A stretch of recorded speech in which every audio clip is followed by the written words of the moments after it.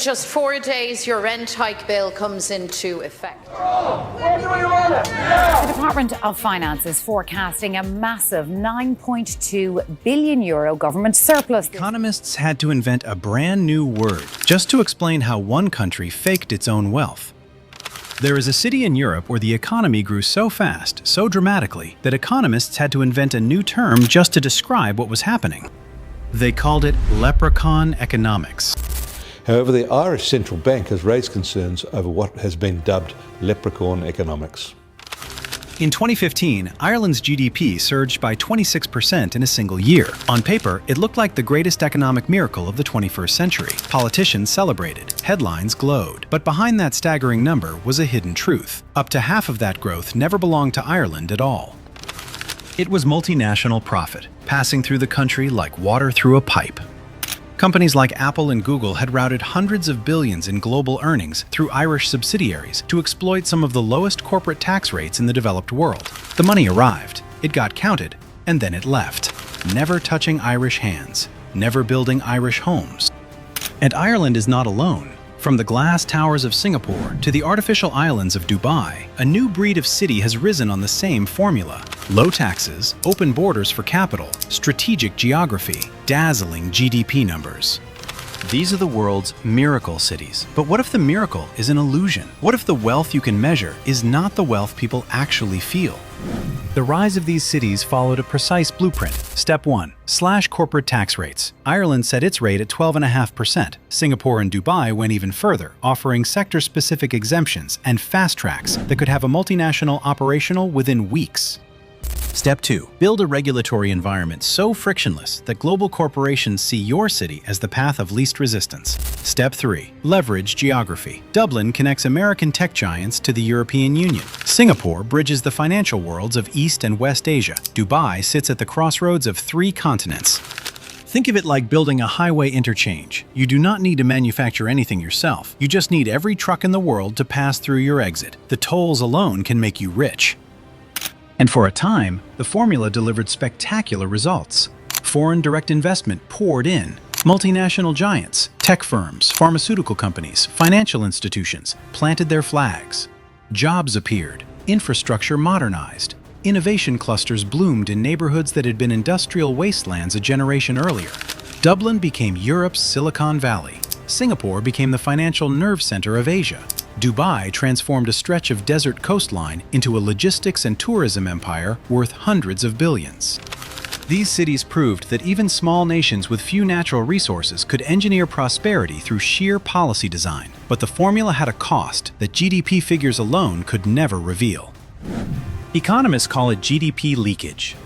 Imagine your country's economy is a bathtub. Foreign investment is the faucet. GDP measures how full the tub looks. But if the drain is wide open, if profits earned inside your borders flow right back out to corporate headquarters in California or Zurich, the water level you are measuring does not reflect how much you actually have. You are measuring the flow, not the fill.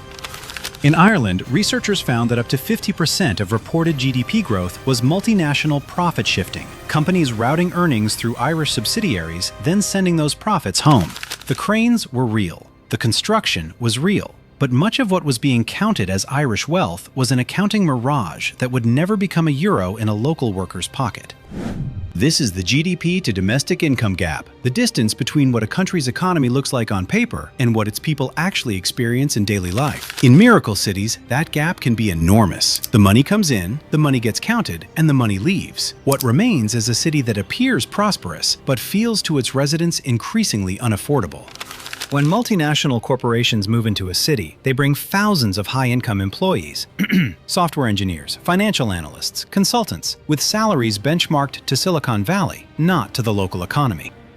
When a sudden wave of 6-figure earners floods into a housing market built for a lower-income population, the math becomes brutal. Demand spikes, supply cannot keep up. In city after city, housing costs have outpaced local wage growth by double-digit percentages every year during boom periods. Rents double. Homeownership becomes a fantasy for an entire generation of locals. Neighborhoods that once housed teachers and nurses are quietly transformed into enclaves for a transnational professional class. The research shows that only a minority of smart city projects systematically include affordable housing in their objectives. Most focus purely on efficiency and economic output. The people who were there before the boom are an afterthought in the cities they built. The evidence linking foreign investment-driven growth to increased housing costs is rated 7 out of 10 in academic strength. But the evidence that this growth automatically benefits local populations drops to 2 out of 10. Almost no reliable proof that the miracle trickles down. The housing crisis points to something even more unsettling: the deep structural fragility hiding beneath every miracle city. These economies are built on capital that has no loyalty. Multinational corporations chose these cities not out of cultural attachment, but because the numbers made sense. If a global tax reform changes those numbers, that capital can move again, quickly, quietly, devastatingly. This is not hypothetical. In October 2021, 136 countries agreed to a global minimum corporate tax rate of 15% through the OECD's international framework. The goal was to end the race to the bottom, the very race cities like Dublin had been winning for decades. Ireland's 12.5% advantage began to shrink. Consider what that means for a country where fiscal health depends on tax revenue from a handful of tech giants. If 2 or 3 companies restructure their European operations, the ripple effects on government budgets and public services could be severe. And unlike a recession, a structural shift in global tax policy does not reverse itself. Over-reliance on volatile foreign direct investment creates significant fiscal risk. These cities are vulnerable to decisions made in boardrooms and parliaments thousands of miles from their borders. Decisions they cannot influence, predict, or undo. And the hardest question is, which of these cities will prove resilient enough to survive the shift? Which miracles will endure? And which were mirages all along? Here is the truth that GDP numbers never tell you. A country can double its economic output and still leave its people behind. A city can attract the most powerful corporations on Earth and still fail to house its own nurses. A skyline can glitter with glass and steel, while the community beneath it fractures along invisible lines of income and belonging. Growth that is captured by foreign shareholders and concentrated among a transient elite is not growth that builds a society. It is growth that passes through one, like wind through an open window. Scholars who reviewed hundreds of studies, drawn from nearly 1,000 academic papers spanning 170 million research sources, reached a sobering consensus. Low-tax regimes do not guarantee long-term prosperity. And without deliberate intervention, transparent governance, wealth redistribution, and genuine investment in affordable housing, these cities risk becoming monuments to a prosperity their own people were never invited to share. There is nothing wrong with ambition. There is nothing wrong with a small nation dreaming big, designing bold policy, and pulling itself onto the world stage through ingenuity and strategic thinking. That impulse is, in many ways, the best of what governance can be. But a city is not a balance sheet. An economy is not a scoreboard, and the true measure of a miracle is not whether the numbers went up. It is whether the people who call that place home can afford to stay, can afford to build, can afford to belong.